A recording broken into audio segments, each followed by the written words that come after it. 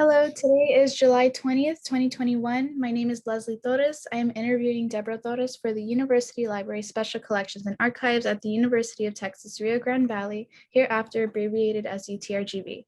This project is in partnership with the Voces Oral History Center at the University of Texas at Austin. Please know, Mrs. Torres, that this interview will be placed in the University Library Special Collections and Archives at UTRGV and shared with the Voces Oral History Center at the University of Texas at Austin. If there is anything you do not wish to answer or talk about, I will honor your wishes. Also, if there is something you want to talk about, please bring it up and we'll talk about it. The University Library Special Collections and Archives will archive your interview along with any other photographs and other documentation you are willing to share. UTRGV University Library will retain copyright or non-exclusive right to the interview and any other materials you donate to Special Collections and Archives at UTRGV. So because we are not conducting this interview in person, I need to record you consenting to make sure you agree with our interview procedures before we continue. So I'll ask you a series of questions. Please say yes, I agree, or no, I do not agree after each question. Number 1, do you give University Library Special Collections and Archives at UTRGV consent to archive your interview and your materials at UTRGV University Library? Yes.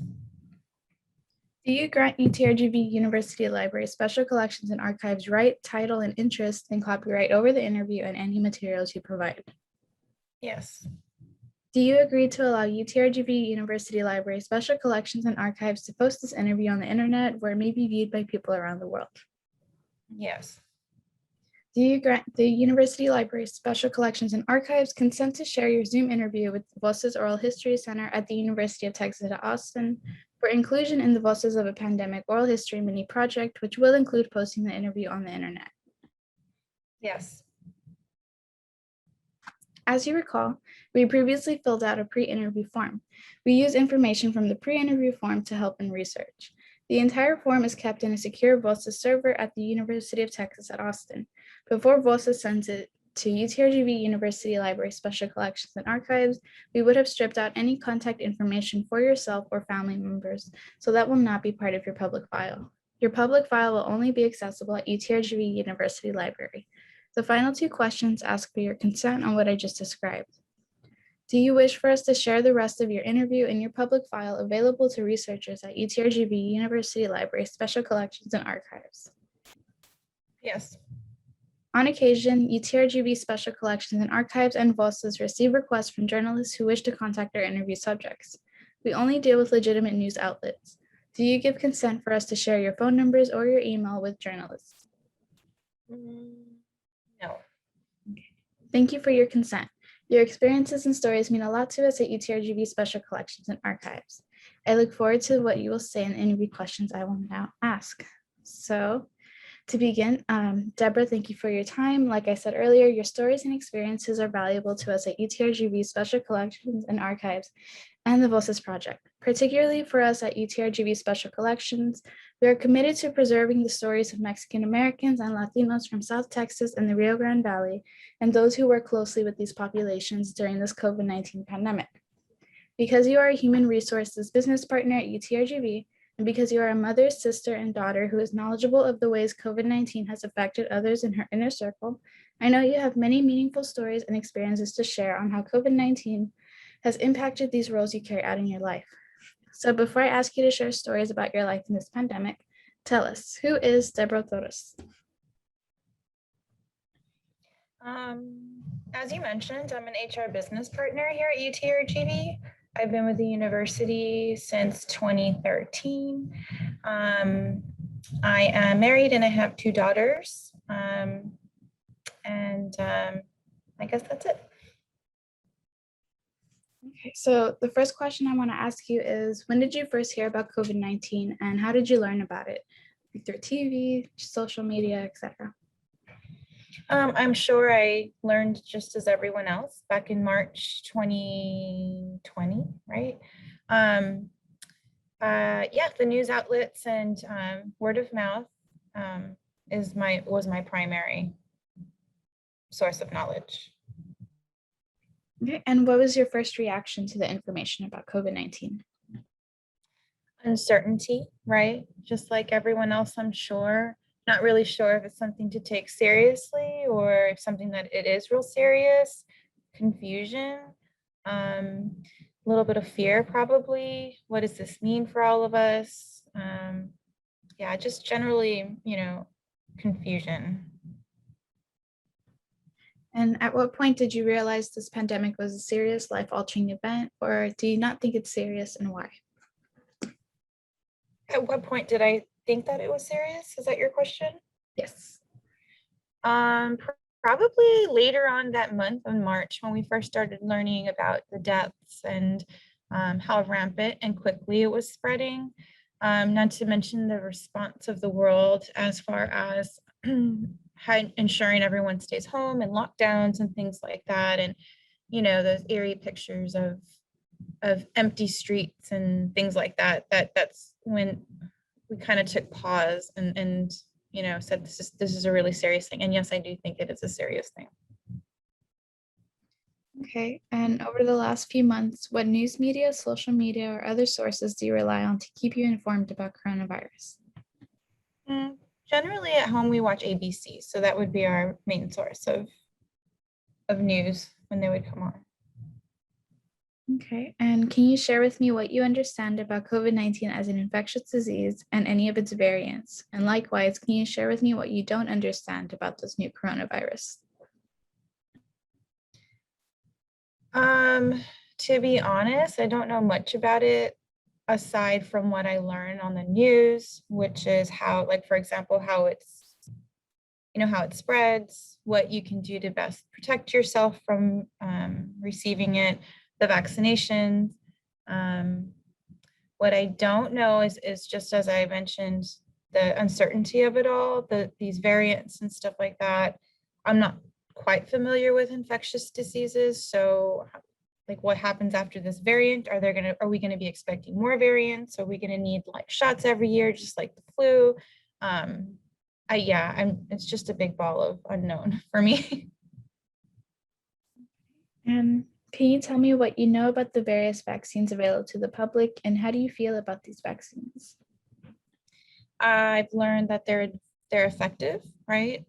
As long as you take them, and especially what seems right now at the point we're at, that they are individuals who've received both vaccines are not being infected by the variant, or if they are, they're being infected at very low rates. So what I know is that they are effective. I do know they get people sick sometimes. Like me, I got sick after my second dose. But it was worth it, right? One day of sickness is better than, serious illness. What was the second part of your question? I'm sorry. And how do you feel about these vaccines? Just as I stated, I feel that they're effective, and I feel like everyone should take one. I think you mentioned maybe like my concerns about the vaccinations was one of the concerns. Again, I'm not familiar with, infectious diseases or vaccinations or the production of them, but the haste that they were created kind of concerned me. And the fact that we were injecting ourselves with a pretty unknown, medicine or the disease was unknown itself. So it was just kind of, that was concerning to me. Okay. And do you have a vaccination story you would like to share with me now or perhaps later in this interview? No, it was pretty uneventful, my vaccination. Okay. And do you have do your family members hold the same beliefs as you about COVID-19, or are there some who take it more seriously or more lightly? I think the duration of this point in time, or like the duration of this COVID-19 since March, I think it's varied, right, through my family members. I think there are points we took it more seriously, and then there are points we became kind of laxed, and then again we become serious. So it just kind of depends. I think our reaction depended on the external stimuli. For example, before we realized how quickly it spread and the death toll had climbed so high, prior to learning that information, maybe treated it less seriously, more like a flu type of thing. But then when everything got locked down, we took it more seriously. And then again, when everything started opening up again, that kind of, in my opinion, I think it varied depending on what was going on. Okay, and for these next set of questions, I'd like to talk about how you've seen COVID-19 affect family members and friends. So firstly, can you share with me in general how many members are in your family and who are they to you? Just a second. Okay, can you repeat that, please? So can you share with me in general how many members are in your family and who are they to you? In my immediate family, I have three other individuals. I have my husband and I have my two daughters. So total makes us four. What was your immediate family's reaction to COVID? My immediate, well, like I said, at the very beginning, we, took a little while to take it seriously. But for the most part, we took it seriously and got our vaccinations as soon as we could. Would it be a possibility to pause this? Yes. Okay, so next, did your family follow the stay-at-home period of last March and April of 2020? And if so, what was this like for you and your family? Yes, with the exception of my husband, who is considered an essential employee where he works. My daughters were home doing school from home remotely, and I was also working remotely. And we don't have like an office space in our home, so it was kind of crowded at first before we were able to get situated and make space in my daughter's rooms to place their laptop and have a seat and have kind of an area where they could work out of. So there was some adjustment, but it was okay. Did you guys continue to quarantine after the stay-at-home period? And why or why not? We did for the most part, with the exception of, maybe picking up some food or going to the grocery store. Or sometimes we did go over to like my parents' home. But we were definitely not as active. I would say maybe 10% of what we did before. Okay, and can you describe what kind of changes your household made to protect the family from possible COVID infections? I cleaned more. I used disinfectant a lot more, like in the living room and things like that. Would wipe down the remote controls.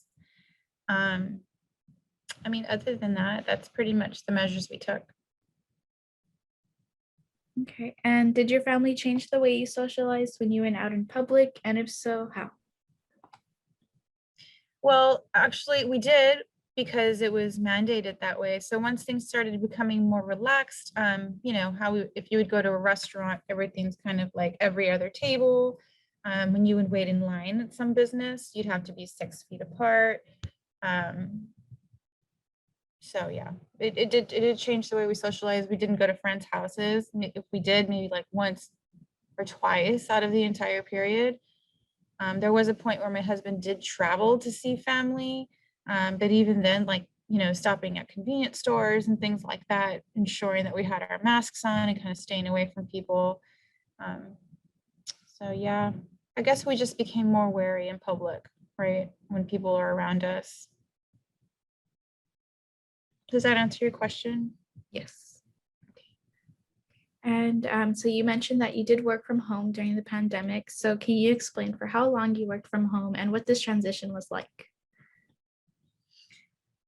So we were mandated to work from home, and I may get the dates off because I don't really remember, but we began mid-March. I think it was the week after spring break when they sent everyone home. And the only individuals allowed on campus were essential workers. I worked from home probably until July or August.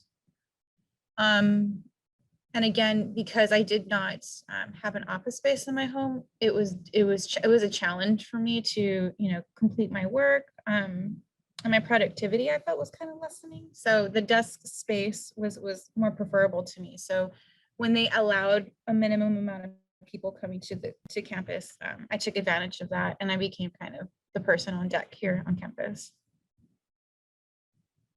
Okay, and as you mentioned, your husband was employed as an essential worker. Were you worried that he could potentially infect the household from work interactions, and why or why not? So no, because in his role, he was actually working independently, and the fact that the rest of the employees in his area in the building really that he was working at were all working from home. So there were times he had a lot of responsibilities because he was the only one in the building. So I was not concerned that he was going to, bring anything home. Okay, and prior to this interview, we talked about how for a certain amount of time you stayed away from your parents since they are elderly and have underlying conditions. So what was this experience like for you and your family to be away from them for so long? And if you remember how long you can say that too. I think it was, especially when it first started, it must have been for like 3 or 4 months, because we typically visit them once a week, right? That's kind of like a traditional thing. So we ceased that for a while. And it was a challenge only because it was a routine and getting to see them and things like that. But at the same time, it wasn't really that difficult for me, because understanding that it was like protecting them, right? And protecting ourselves too. So it was for the best, I felt, all the way around. So on that note, how did the pandemic impact family traditions, customs, and holiday celebrations? So for example, did you celebrate birthdays and Christmas differently? Did you have a traditional Thanksgiving, or did you celebrate in different ways during the pandemic? I guess, yes, it changed, obviously. And as an example, on Christmas Eve, we had to, my mom's home, and she likes to celebrate Christmas Eve, with the tamales and all that stuff, and invite extended family over, and it's, good group of people. However, this year it was limited to, just the 4 of my immediate family and my parents, which was 6 people. And my mom did invite another couple, which is my cousin and his girlfriend. But that was the extent of it. It was a very small gathering, quiet, very different. Okay, and if you attended any weddings, graduations, or funerals, can you please share with me how the pandemic made these events different from pre-pandemic times? I have not attended any of those events. Okay. So this next set of questions focuses on your stories and experiences as a human resources business partner at UTRGV during the COVID-19 pandemic. So firstly, can you explain when your workplace reacted to the news of COVID-19 and began enacting precautions for their workers? In fact, well, again, when it began, March, a little over the week after spring break, I believe, and the university took immediate measures to ensure the safety of students and staff and faculty, having everyone work from home. And that was the very primary thing that we did right before, so we could figure everything out. Safety was number 1 to the university, and so working from home was initial. And so because you work in human resources, you directly work with faculty and staff members when they need different forms of assistance. So can you describe the typical kinds of issues you dealt with and role you played before the pandemic took place? Before the pandemic took place, so I work in employee relations. We deal with a number of issues and policies and things like that for faculty and staff. So I can see anything from, guidance regarding direct reports, supervisors who want guidance for direct reports and how to manage them, to ADA workplace accommodations, to workplace investigations, and policy interpretation. We do a whole lot of stuff. So yes. that's what we would do. Okay. And so since the pandemic has started, how has your role changed? Are there new concerns from faculty and staff that you must address? Yeah, so what I can speak to is generally there is requests to work from home, which is something that we are learning to become accustomed to, and we're working towards it. However, working from home was something that was not necessarily a traditional thing before the pandemic. However, the pandemic kind of changed the paradigm a bit. So the university, is ensuring that we can accommodate as much as we can. However, it's still a work in progress. We're still learning as we go. But I would say that the concern from humans, right? The staff and faculty and students, they're humans, and their main concern is coming back to campus and being possibly exposed or being in crowds, right? The students coming, I guess working with and providing guidance regarding those concerns are definitely new and abundant. So can you explain how specifically the Human Resources Department altered its operations to fit the changing needs of faculty and staff as COVID-19 developed in 2020? So yes, so we, obviously we became available, via computer, right, to assist them. I guess, can you reframe your question? I'm not really. So how did your department, Human Resources, adapt to all the changes that came as COVID-19 developed last year, like with the university policies and how they did things? So yeah, so initially, again, working from home. Secondly, we wanted to ensure that, like, for example, student employees, they maintained employment. It became a challenge because typically student employees don't necessarily complete assignments that are available, like that are, via computer, like perhaps they're answering telephones or they are filing. So one of the challenges that we worked with is working with supervisors to ensure that our students stay employed during this uncertain time. So what we did is we worked with supervisors to be creative, right? And to develop assignments that they could work on from home. For example, whatever department they were working in, tying that assignment directly to the department to enrich their learning experience with the department and within their position. Or we also assisted them with e-learn trainings that we have available online to enhance their professional development, which is of course our priority always with our student employees. So, kind of just sitting around the table and talking with supervisors and leadership to determine best course of action and kind of picking each other's brains. And it was really, a meeting of the minds. I mean, it was an unprecedented period. We really didn't, we didn't have training on this or anything like that. So it was about working together to come up with solutions that work best for everyone. Okay, and in our pre-interview, you explained to me that the Human Resources Department were a part of a COVID response team called Roundtable that recorded live Q&As for faculty and staff. So can you describe to me what other departments made up this team and if you were ever a part of it? And additionally, how often were these recorded meetings held? So those roundtable meetings the purpose of them is to provide a facilitation of conversation, like you said, question and answers regarding returning to work on campus. So there were various guests on these roundtables or expert speakers. For example, an individual from School of Medicine would join when they were available to answer any, medical related questions.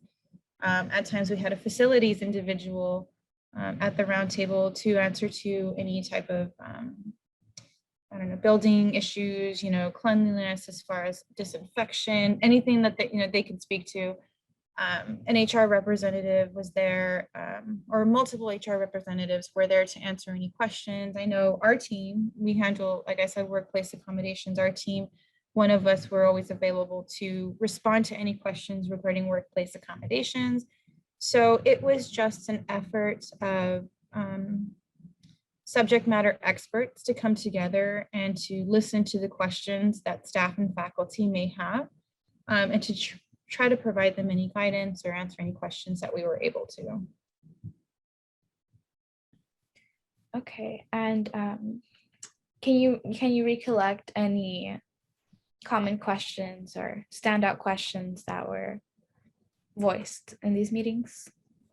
Yeah, I mean, it's going back to, as I previously stated, the concern of the return of large population of students and staff and faculty coming back to campus, right?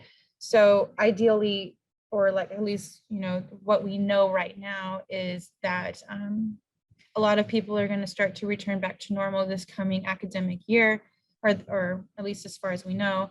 And the concern is, you know, especially like in large populous areas. So think of student union, right? Where students gather at the library, you know, the rec center, large open spaces, but lots of students, lots of traffic. So how are we going to manage that? How can we, I guess, protect ourselves, right? Regarding, you know, any kind of crowd control. And typically, you know, just like if you're at Walmart or anywhere else, you know, the recommendations, you know, that we have for wearing the mask and getting your vaccinations and stuff like that is still, it's still prevalent, but at the same time, again, coming together and having this discussion, how can we solve this problem? What are your concerns? Is really what the point of that was. Okay, so now it's July 2021. Are these meetings still being held? So I think the last meeting that was held was probably a few weeks ago. I don't know if there's one up and coming. I'm not sure. Okay, and so I understand the university is allowing a lot more students and more staff and faculty on campus this upcoming fall. So are there still being concerns voiced by staff and faculty that you're aware of? Yeah. I mean, I think the amount of concerns have lessened, but yes, they still exist. Okay. Okay, and so how did your department answer to the growing numbers of faculty and staff needing to work from home? So right now, right, as of right now, the recommendation, well, it's not a recommendation, the guidance that we provide is to discuss it with their department heads and see what's possible based on operational need. There are several departments on campus and each department does something unique. You know, some are student facing, some are not, some are technical, some are not. It just totally depends. And so the decision, right, or at least the initial decision would be up to the department to see if it's a possibility, if it's okay, if it's allowable, are they able to function, you know, you do the essential functions of their job from home, to kind of use their discretion to make that determination and see if that could be worked out. Okay, and you don't need to go into detail, but was it common for employees to dispute what their department head said was good for them, or how they use their discretion if they didn't agree? Was it often that they would come to you guys at Human Resources? Yeah, so if they were unable to come to some sort of agreement based on operational need, then yes, then it's having that dialogue and that discussion. It's an interactive process with the department and with the employee to see what we can do to make it possible. And of course, if for some reason they're asking to work from home due to, you know, a health condition, we may explore other options such as an accommodation, a workplace accommodation, or possible leave options if, they're not able to work from home. So yeah, the next level would be us, and then we would again table it and talk about it and see what we can do to get what the employee needs.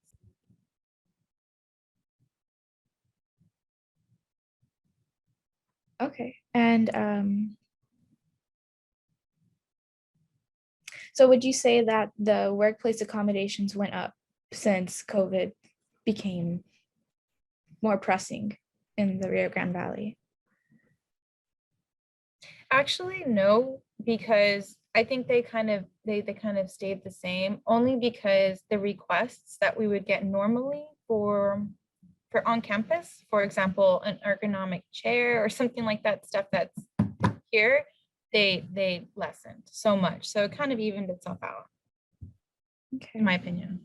Yeah. Okay, and in our pre-interview, you mentioned that UTRGV, I don't remember if you said it was human resources or another department, but basically that a list of essential workers was established when everyone was first forced to work from home. So can you explain how and when did human resources or UTRGV decide what an essential worker on campus was, and what accommodations needed to be made for these essential workers?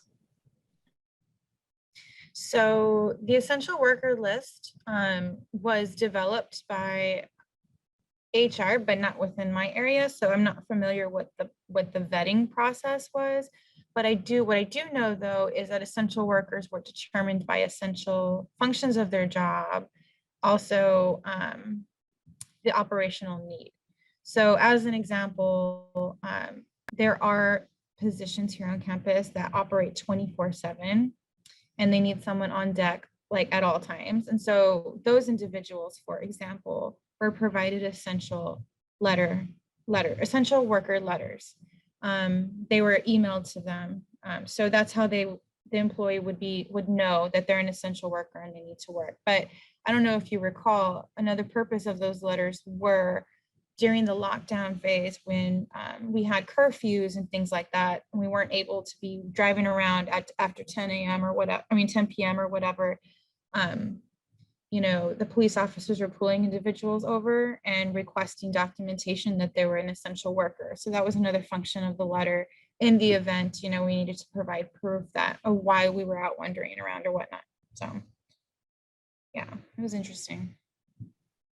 Okay. And I understand you also had the task of hiring and managing a student employee once you began working from home. So did the hiring process change at all? And also, can you explain to me how you adapted to managing a student employee while never meeting them in person? So I hired a student employee or an intern prior to COVID occurring. So she was already a student employee or an intern here within the department.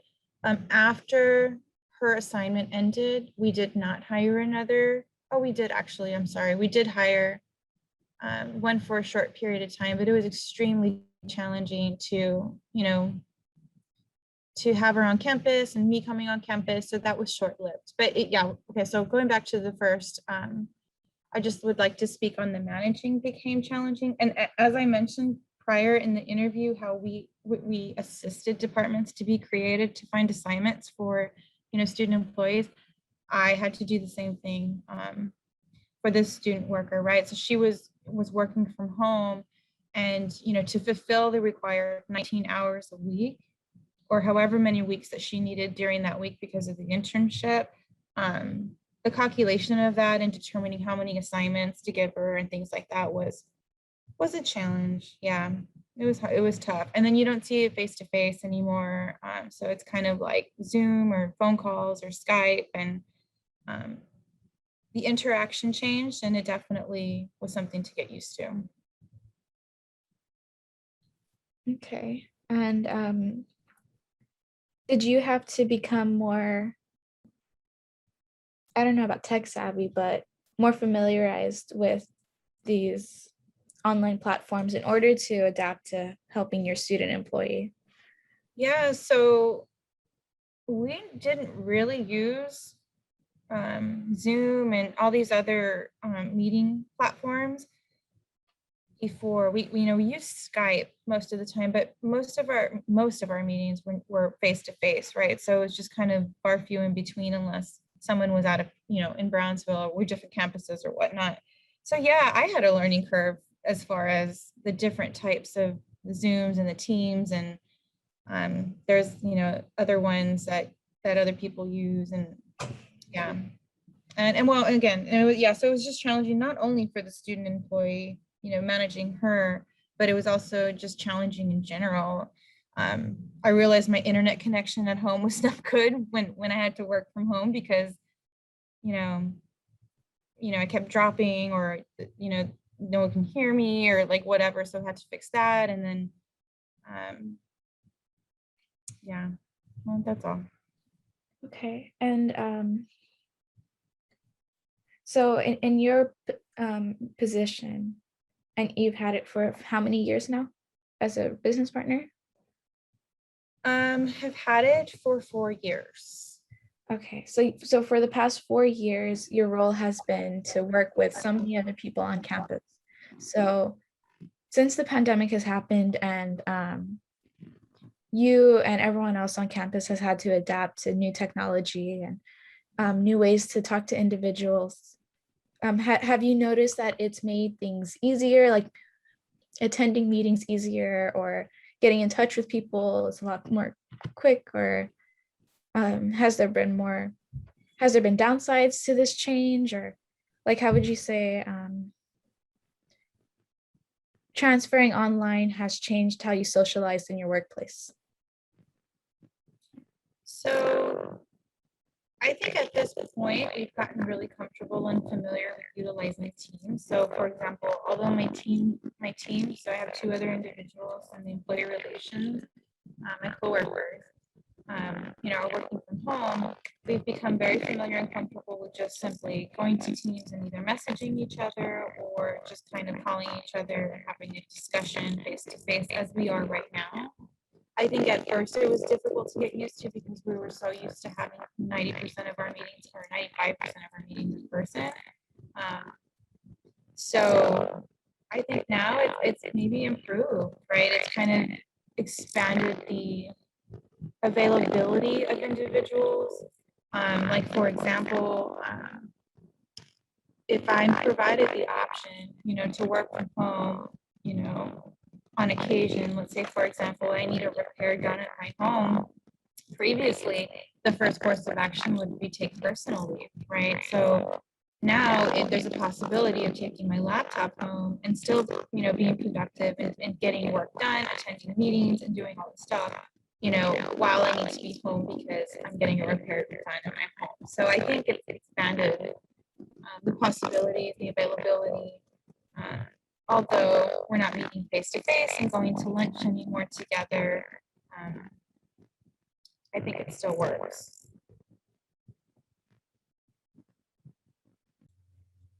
Okay, and going back to your student employee, since I kind of went off track, how did the roles of your student employee change during the pandemic, or due to the pandemic?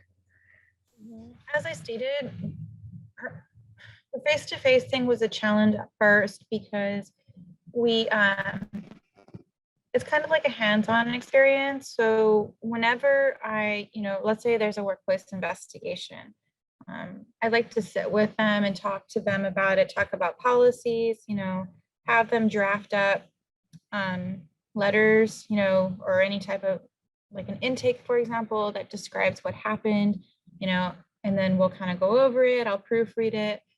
I think one of the challenges for me was also that because they were at home, I couldn't easily just email them that information, because it wasn't a UTRGV issued device. So confidentiality was a concern of mine, whether it was realistic or not. But so that kind of stops.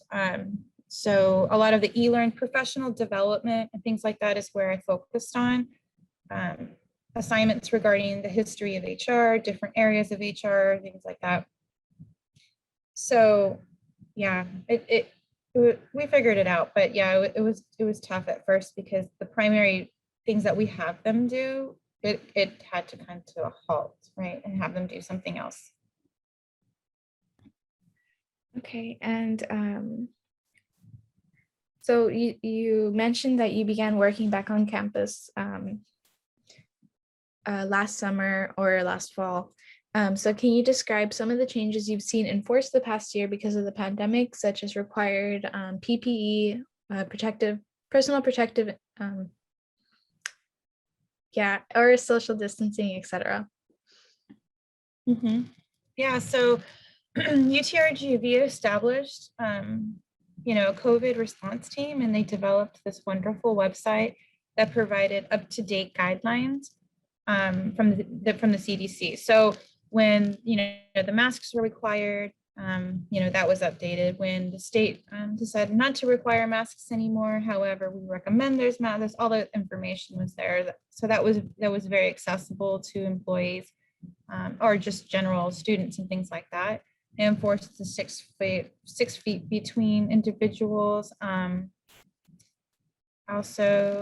They also made sure that that the university was disinfected appropriately. I mean, based on observation, I noticed that all like the water fountains were taped up and things like that to, I guess, prevent the spread of germs. So yeah, there was a lot of in alignment with every other business probably in the state. They ensured that protective measures were in place for sure. Okay, and so now to close, I'll ask you some final questions. So firstly, are you satisfied with the local response to COVID-19 in Edinburgh and Hidalgo County?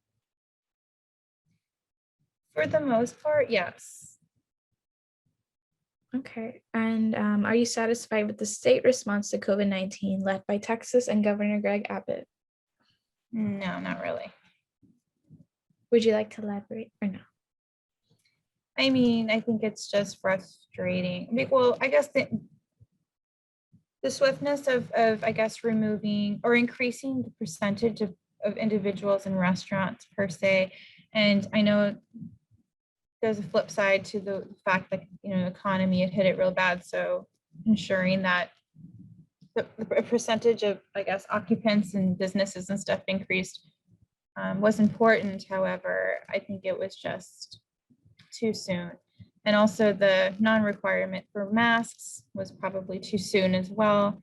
And in my opinion, I think it wouldn't have done anything negative to extend it for a further period of time, just for people's safety measures. But yeah. Okay, and were you satisfied with the 2020 national response to COVID-19 led by former President Donald Trump and his administration? No. Okay, and are you satisfied with the current national response to COVID-19 led by President Biden and his administration? I honestly don't know what the Biden administration is doing for the response to COVID now. Okay. And if you had the power to respond to COVID-19 with policies, laws, or workplace decisions, what would you do differently, if anything? I think we handled it very well. I think the university really took care of its community, right? In regards to particularly to ensuring everyone's working from home, being extremely flexible as far as the staff side goes and the student side, right? Because of all the classes that went remote. I appreciated the fact that they developed a team. They developed a team of experts to ensure the safety of the university community in regards to, disinfection, in regards to individuals being on campus. They provided masks, they provided disinfecting, you could order some disinfectant for your desk or whatever. I mean, everything was very available to employees to ensure that they felt safe. In addition, I think that the School of Medicine response with the vaccination for the UTRGV community was also great. I just feel like the university took care of its community, which is great. And lastly, are there any other stories or experiences you would like to share with me that I have not asked about? Oh, well, yeah, actually, when you mentioned about the city of Edinburgh, and I mentioned that, yeah, for the most part, I think that they did well with the response. Um, I really did. I wanted to add that I appreciated the fact that the city responded by providing incentives to stimulate the local businesses and things like that. So providing like a gift card, for example, to spend at local businesses, I think was pretty cool. Like they're, just making sure that the local businesses stay afloat during this time of during the time of the pandemic. I think that was awesome, but that's it.